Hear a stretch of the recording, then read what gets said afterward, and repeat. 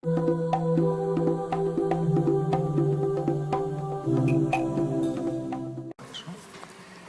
ustedes ven aquí en el panel y vieron en la publicidad que venía Mercedes, y ustedes dirán, ¿dónde está sentada Mercedes? Desafortunadamente Mercedes, que es una amiga de Panamá, tuvo un quebranto de salud. Ayer hicimos hasta los últimos esfuerzos para que viniera, pero en verdad está sumamente mal y no pudo venir. Pero tenemos una sorpresa y les voy a contar brevemente la historia de Mercedes y cuál es la sorpresa.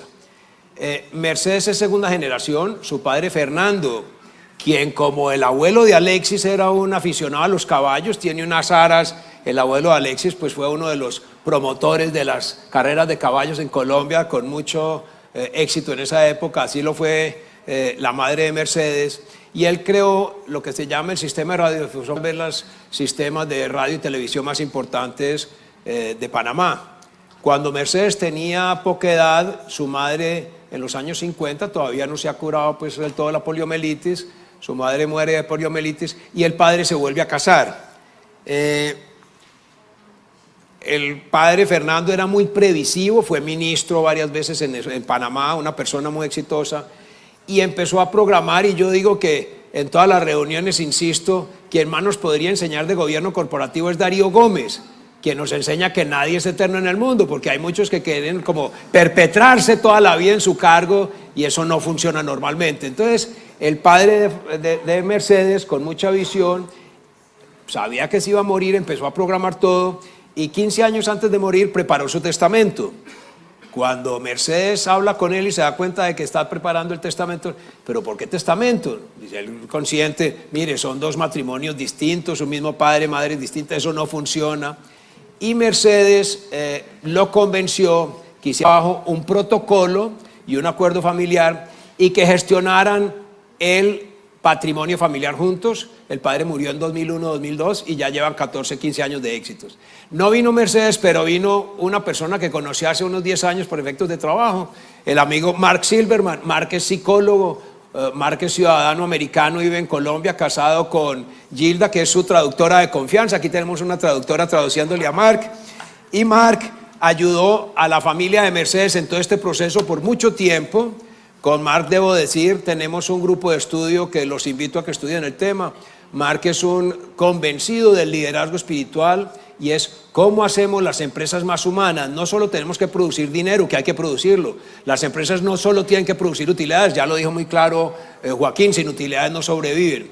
Pero muy importante es que el equipo humano de la empresa sepa cuál es el sentido de la vida. Cada vez vemos más inquietud en la gente joven. ¿Para qué estamos acá? ¿Cuál es el sentido de esto que estamos desarrollando? Y con Mark tenemos un equipo de estudio, él lo lidera y nos ha invitado ya a un par de sesiones.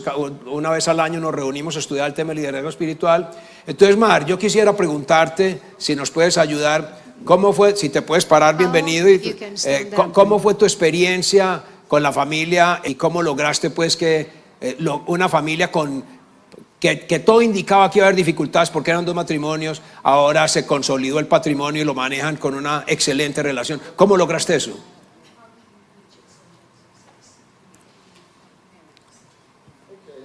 Muy bien.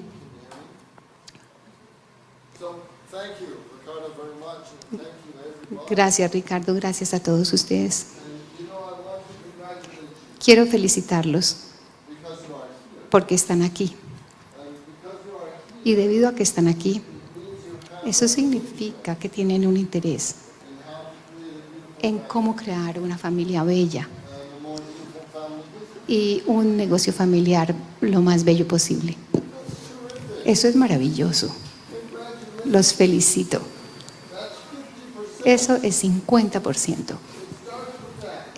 Se empieza con eso, ¿no es cierto? Empieza con el hecho de decir: quiero crear una familia o un negocio familiar que tenga cierta belleza y que tenga más riqueza. Entonces, los felicito a todos. Bueno, cuando hablamos de las generaciones, siempre trastabillo, porque Mercedes, a propósito de ella, se hace llamar Bati. Y cuando yo entrevisté por primera vez a don Fernando, el padre de ella. Yo le pregunté, bueno, ¿de qué generación eres tú? Y él dijo, de la 18.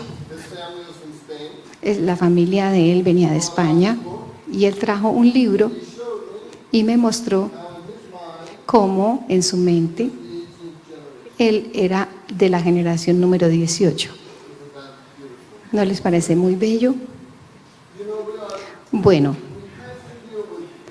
tenemos que entendernos con 4 preguntas fundamentales. En la parte personal, ¿qué constituye una vida bella y con sentido para mí? Tal vez sea en el negocio, tal vez no lo sea. ¿Qué constituye un gran negocio familiar? ¿Qué constituye una gran familia? ¿Y cómo preservamos y hacemos crecer la riqueza?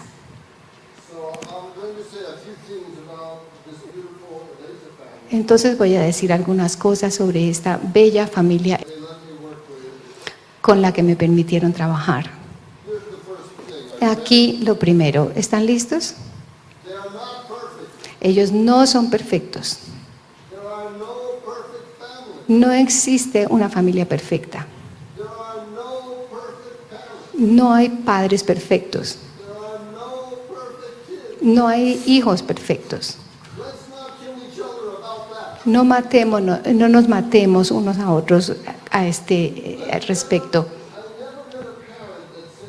Nunca he conocido a un padre que diga, que dijera, es que quiero fregar la autoestima de mis hijos. Ni he conocido jamás a 2 hermanos que digan, quiero sacarle la piedra a mi papá hoy. Pero lo hacemos, ¿cierto? Lo hacemos. Entonces aquí en esta bella familia, la primera esposa murió poco después del nacimiento del tercer vástago. Y después don Fernando se casó y tuvo 5 hijos con su segunda esposa. Y todo el mundo hizo lo mejor que pudo. Pero no digamos que esto fue sin que hubiera estrés.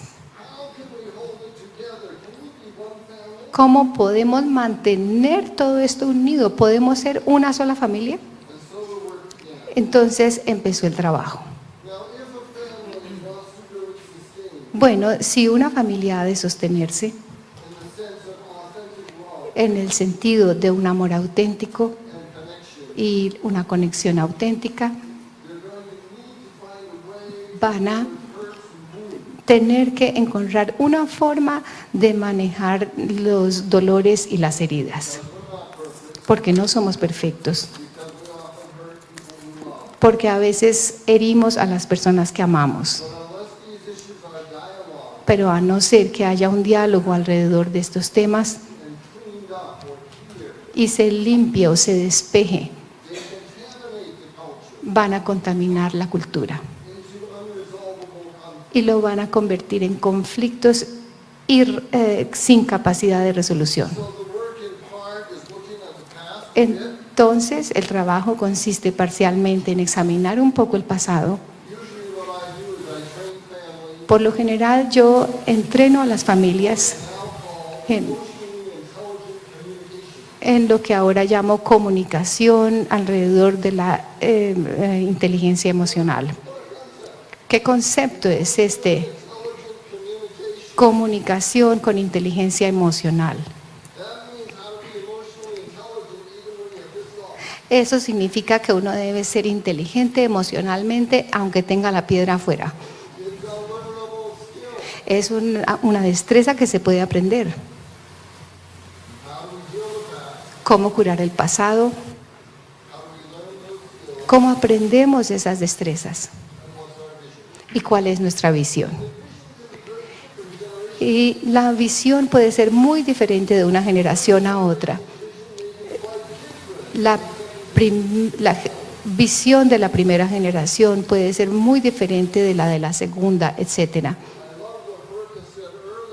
Me encanta lo que Borja dijo anteriormente sobre lo que dijo uno de los miembros de la generación mayor. Somos preparadores para el futuro.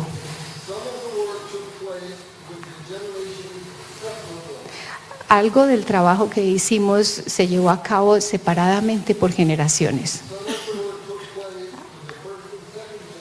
Algo del trabajo se hizo conjuntamente entre la primera y la segunda generación.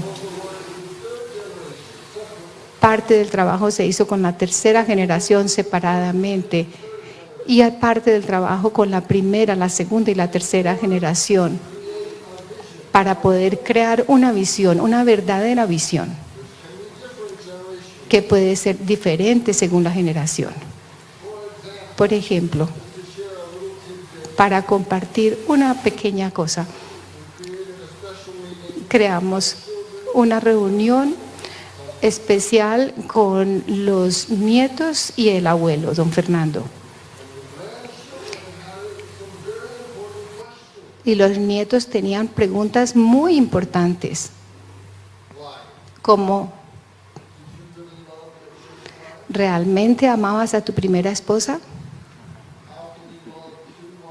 ¿Cómo puedes amar a dos esposas? ¿Nos amas a todos nosotros de la misma manera? ¡Qué conversación tan bella! Esto es parte del éxito de esa familia, que ellos pudieron crear este tipo de conversaciones, a partir de la cual crearon una visión auténtica y a partir de la cual diseñaron una estructura de gobierno